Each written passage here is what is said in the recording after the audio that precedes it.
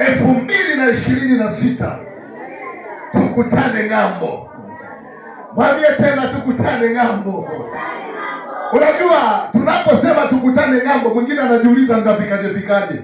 Kwenye Matendo ya Mitume kuna watu walijikuta wamepata shida, yani vizuizi ninavyosema hivyo sasa.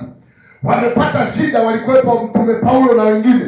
Wakapata shida bahari ya kukutania. Biblia inasema bahari inapokutana. Wakapata shida, merikebu ikavunjika pale. Unanielewa ninachosema? Alafu pale merikebu ilipovunjika, kuna watu ambao walikuwa ni mafundi wa kuogelea. Biblia inasema wakajitupa kwenye maji, wakaogelea, wakaenda wakakaa ng'ambo.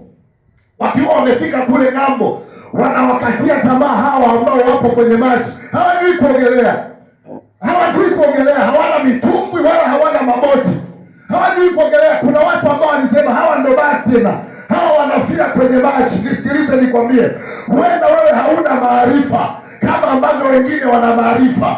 Huenda wewe hauna pesa kama ambavyo wengine wana pesa ambazo zimewavusha ng'ambo. Biblia inasema wakakatiwa tamaa, maana hawana ujuzi wa kuogelea.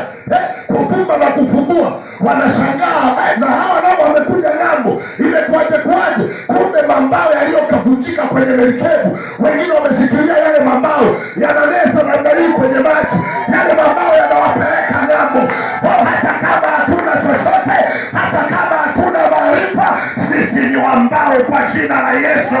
Huko walikotangulia na sisi tunaenda. Wanune tunaenda, wasinune tunaenda, wapende tunaenda, wasipende tunaenda.